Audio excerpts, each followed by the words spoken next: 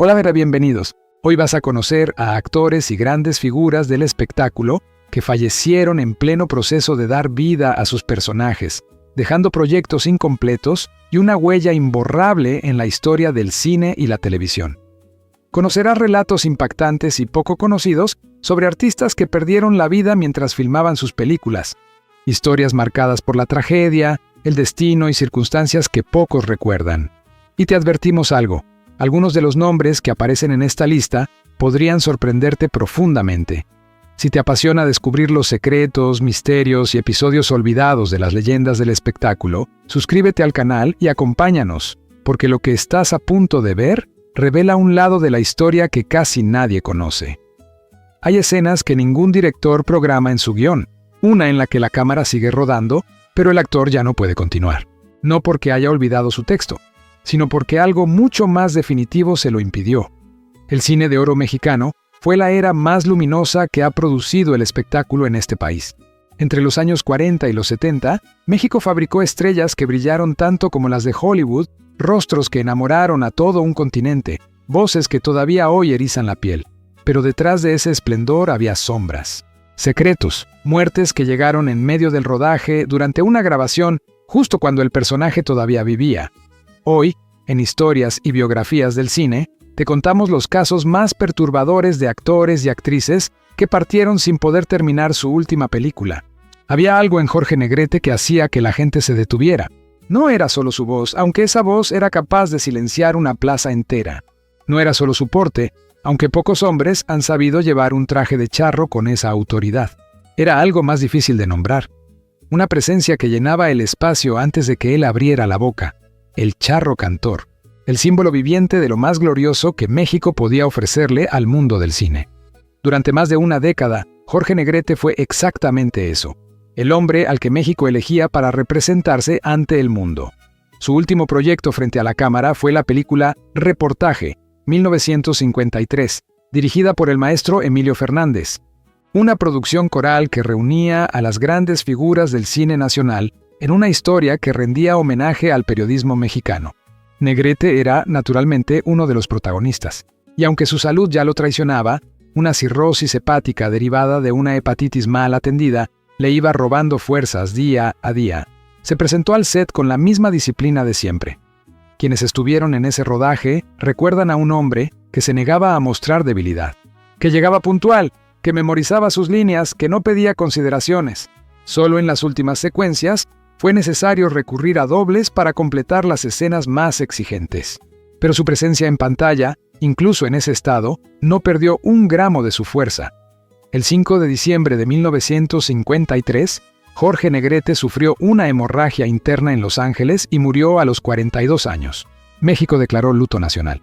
Su cuerpo fue trasladado en el avión presidencial y depositado en el Palacio de Bellas Artes, donde miles de personas hicieron filas interminables para despedirlo. 42 años. Una vida que, medida en canciones grabadas, en películas filmadas, en corazones que partió, equivale a 3 vidas normales. El charro cantor nunca terminó su última película, pero la dejó marcada con algo que ningún doble podría reemplazar. Si el cine de oro tuviera una lista de figuras injustamente olvidadas, Maricruz Olivier encabezaría esa lista sin ninguna duda. No era una estrella de marquesina, no era el nombre que aparecía en los carteles más grandes. Era algo más valioso que eso. Era el tipo de actriz que hacía que todo funcionara desde adentro, que sostenía una escena cuando los demás no podían, que le daba peso y verdad a cada personaje que tocaba. Durante las décadas de los 60 y 70, su trabajo fue una constante en el cine y la televisión mexicana, y quienes la vieron actuar saben que había en ella una intensidad que no se encuentra en todos lados. Su última aparición en pantalla fue en la telenovela En busca del paraíso, 1982, donde interpretó a Patricia Dumont, una ex actriz que dirigía una academia de actuación. Un papel que, visto desde hoy, tiene algo de inquietante. Una mujer que enseña a otros el arte de vivir frente a las cámaras, mientras ella misma comienza a alejarse de ellas sin que nadie lo sepa. Compartió ese set con jóvenes que apenas comenzaban, como Laura Flores y Victoria Rufo, quienes años después hablarían de ella como una maestra discreta pero profunda. Lo que el público no supo entonces es que Olivier ya cargaba con una enfermedad que avanzaba en silencio. Un adenocarcinoma pancreático, uno de los cánceres más agresivos y traicioneros que existen. Llega sin avisar, se instala sin pedir permiso, y cuando se manifiesta, ya suele ser demasiado tarde. El 10 de octubre de 1984, Maricruz Olivier murió a los 50 años en el Instituto Nacional de la Nutrición Salvador Subirán. Sus cenizas reposan en el Panteón Jardín, 50 años y una carrera que merecía más tiempo. Una actriz que el cine mexicano debería recordar con más fuerza de lo que lo hace. Hay artistas que parecen saber, de alguna manera que no se puede explicar racionalmente, que el tiempo que tienen es poco. Y entonces trabajan como si cada canción fuera la última, como si no hubiera mañana que esperar. Javier Solís fue uno de esos artistas. En menos de una década, grabó más de 300 canciones. Sombras, llorarás, en mi soledad. Canciones que décadas después siguen sonando en cocinas, en cantinas, en velorios, en bodas. Canciones que no envejecen porque hablan de cosas que no cambian. El amor, la pérdida, la soledad que no se cura con compañía. Lo llamaban el rey del bolero ranchero. Y era un título que llevaba sin arrogancia, con esa sencillez de los que saben exactamente lo que valen y no necesitan demostrarlo. En 1966, Solís se encontraba filmando Juan Pistolas cuando empezó a sentir dolores abdominales que no cedían. Lo internaron, le diagnosticaron una complicación en la vesícula biliar y el 13 de abril fue operado. Todo parecía bajo control. Los médicos hablaban de alta inminente. Él mismo bromeaba desde la cama del hospital, siendo el Javier Solís de siempre.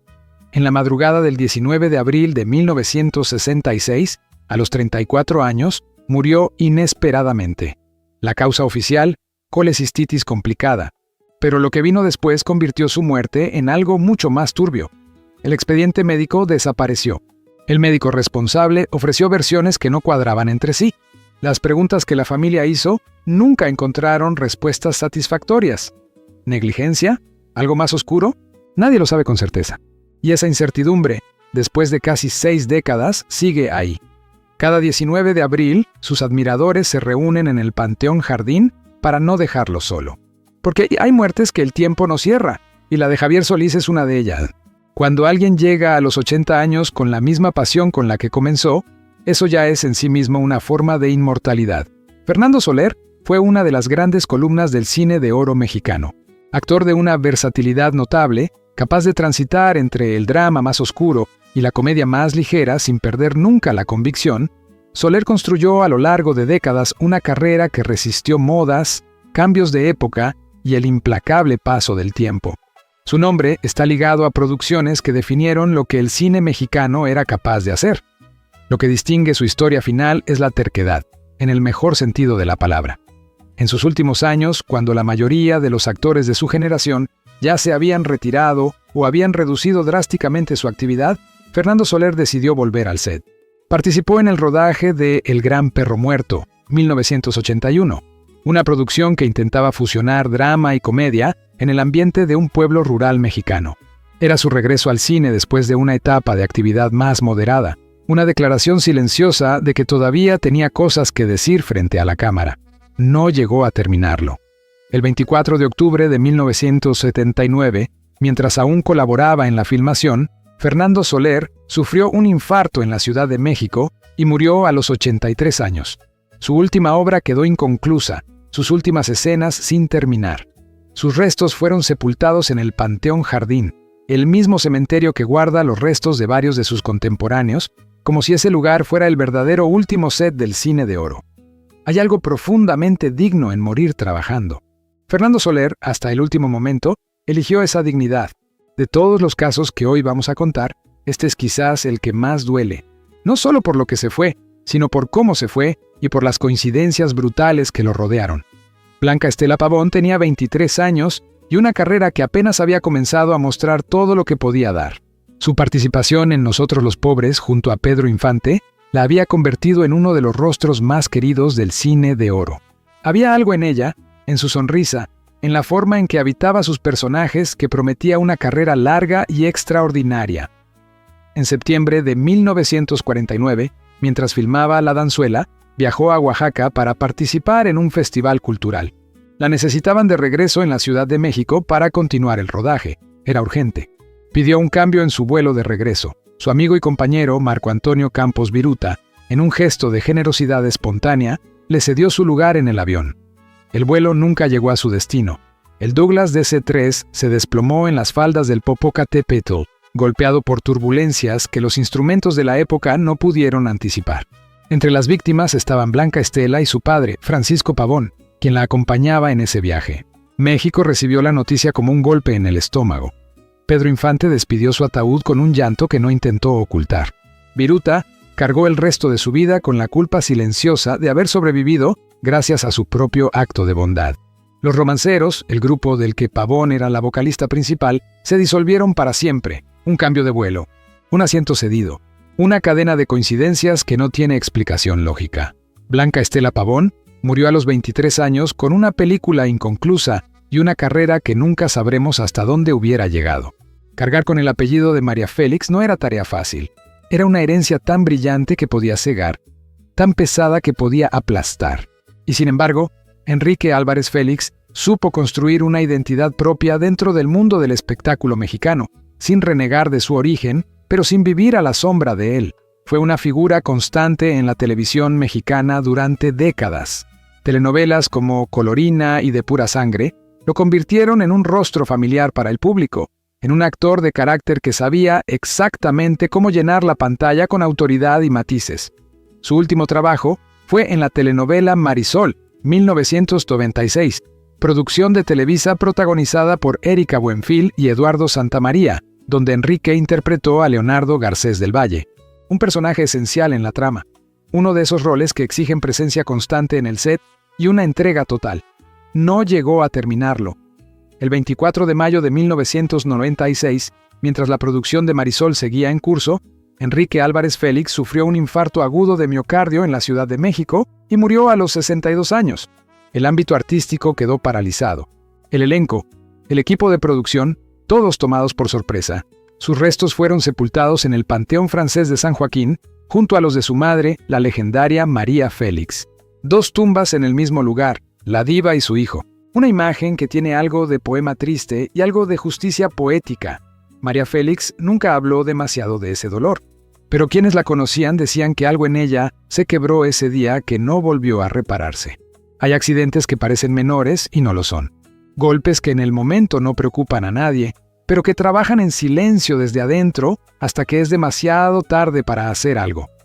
Miguel Torruco vivió exactamente eso. Era uno de los galanes más sólidos de su generación. Había trabajado con Luis Buñuel, había compartido pantalla con Libertad Lamarque y Silvia Pinal. Había consolidado su lugar entre los actores más respetados del cine de oro.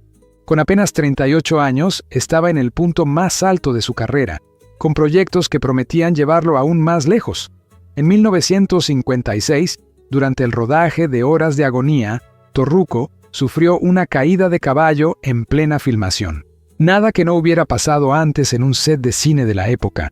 Nada que en el momento pareciera motivo de alarma. Los compañeros lo vieron levantarse, sacudirse el polvo, continuar. Días después, las complicaciones derivadas de ese golpe se volvieron imposibles de ignorar. El 22 de abril de 1956, Miguel Torruco murió a los 38 años a causa de las secuelas del accidente. Estaba acompañado por su esposa, la actriz María Elena Márquez, y sus hijos, durante un viaje familiar a Orizaba, Veracruz. Una muerte lejos del set, lejos de las cámaras, pero que el set había desencadenado. Su hijo, Miguel Torruco Márquez, creció sin padre y años más tarde se convertiría en secretario de Turismo de México. Una vida construida sobre la ausencia. Una caída de caballo, un golpe que nadie consideró grave. Un final que nadie anticipó. A veces las cosas más pequeñas son las que cambian todo.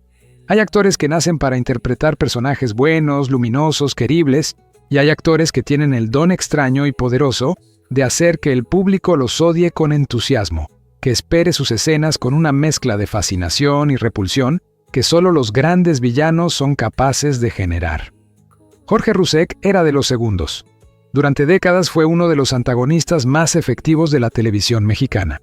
Tenía algo en la mirada, en la forma de mover los labios, en la cadencia de su voz, que hacía que sus personajes malvados fueran genuinamente perturbadores. El público lo amaba odiándolo, que es quizás la forma más pura de reconocimiento que puede recibir un actor. Su último proyecto de relevancia fue la telenovela Huracán, 1997, donde interpretó al villano Néstor Villarreal, con la misma precisión oscura que lo había caracterizado siempre. Quienes trabajaron con él en esa producción lo recuerdan completamente entregado al personaje, sin señales de que algo pudiera estar mal. Pero algo estaba mal.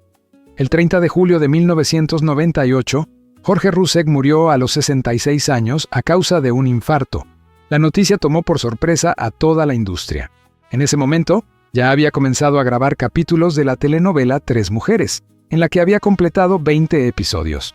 Su repentina partida obligó a los productores a reemplazarlo con Patricio Castillo, dejando esos 20 capítulos grabados como un testimonio involuntario de su último trabajo. 20 capítulos de una historia que nunca pudo terminar. Un villano que se fue antes de que su personaje pudiera ser derrotado. Hay algo irónico y conmovedor en eso. Jorge Rusek, el hombre que durante décadas interpretó a los que no se rendían, fue el que tuvo que irse primero. Hay actores que pertenecen a un lugar, y hay actores que pertenecen a todos los lugares y a ninguno al mismo tiempo. Jorge Mistral fue de los segundos. Nacido en España, Mistral encontró en México su segunda patria y en el cine de oro su consagración definitiva. Fue el galán por excelencia de una época que sabía fabricar galanes como nadie. Apuesto sin ser frívolo, carismático sin ser superficial, con una presencia que funcionaba igual frente a la cámara más modesta que frente a la más sofisticada. Trabajó junto a María Félix, junto a Dolores del Río, con los nombres más grandes que el cine mexicano podía ofrecer, y no desentonó en ninguno de esos encuentros. Más que eso, los elevó, los enriqueció con una intensidad que era completamente suya. En sus últimos años, Mistral se encontraba trabajando en la telenovela Hermanos Coraje, 1972, una coproducción entre México y Perú. Un proyecto ambicioso que prometía ser una de sus apariciones más recordadas en televisión. No llegó a terminarlo. Tras su muerte, su personaje fue asumido por Armando Calvo, quien completó la producción. En el cine, su última aparición fue en La Justicia tiene 12 años, dirigida por Julián Pastor. La película había sido filmada en 1970, pero se estrenó de forma póstuma el 1 de febrero de 1973 en el Cine Alameda de la Ciudad de México. Jorge Mistral nunca vio su propio estreno. Murió con proyectos a medio terminar, con personajes que otros tuvieron que completar, con una carrera que dejó una marca en 2 países y en todos los que alguna vez lo vieron en pantalla. Eso, en el mundo del cine, es la definición exacta de haber vivido plenamente. Hay leyendas que nacen de la admiración, y hay leyendas que nacen del miedo. La que rodea a Joaquín Pardavé nació de las 2 cosas al mismo tiempo, y por eso es tan difícil de olvidar. Pardavé fue, sin exageración, uno de los artistas más completos que produjo México en el siglo XX. Actor, director, compositor, guionista. Un hombre que parecía tener 4 talentos donde los demás apenas tenían 1, y que los ejercía todos con la misma entrega, la misma exigencia, la misma pasión. En el verano de 1955, se encontraba en pleno rodaje de La Virtud Desnuda, cuando su cuerpo, silenciosamente, comenzó a fallar. Una hipertensión arterial descontrolada que llevaba tiempo ignorando hizo lo inevitable. El 20 de julio de 1955, un derrame cerebral lo mató en la Ciudad de México. Tenía 61 años y una película sin terminar. Hasta aquí, la historia de un artista que murió trabajando. Pero lo que vino después es lo que convirtió su muerte en algo mucho más turbio. Días después del entierro, empezó a circular un rumor que no tardó en volverse incontrolable. Pardavé había sido enterrado vivo. Testigos anónimos hablaban de marcas inexplicables en el interior del ataúd. La palabra catalepsia comenzó a pronunciarse en voz baja, luego en voz alta, luego en los periódicos. La familia reaccionó con vehemencia. Su sobrino desmintió públicamente cada punto de la historia, confirmando que la muerte de Pardavé había sido certificada médicamente sin ninguna irregularidad. Pero el rumor ya tenía vida propia. Y los rumores de ese tipo no mueren, se alimentan. Hoy, una avenida, un auditorio y un salón cultural llevan su nombre en México.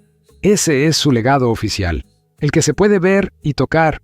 Pero en la memoria popular, Pardavé sigue siendo también el hombre sobre el que pesa una duda que nadie ha podido cerrar del todo.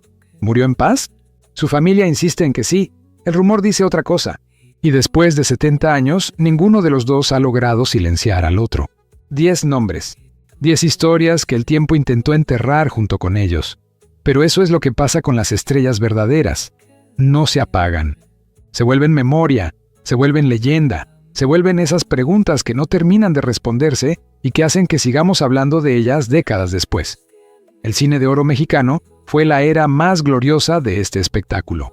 Pero detrás de cada destello de gloria había una vida real, con sus fragilidades, sus misterios y sus finales que nadie planeó. Y hay muchas más historias que todavía no hemos contado. En Historias y Biografías del Cine, seguimos rescatando del olvido a quienes construyeron la cultura de este país. Si este video te llegó al corazón, suscríbete ahora para no perderte lo que viene. Deja tu like, comparte con alguien que ame el cine mexicano y cuéntanos en los comentarios, ¿cuál de estas historias no conocías? Porque detrás de cada nombre en los créditos hay una vida que merece ser recordada. Hasta la próxima.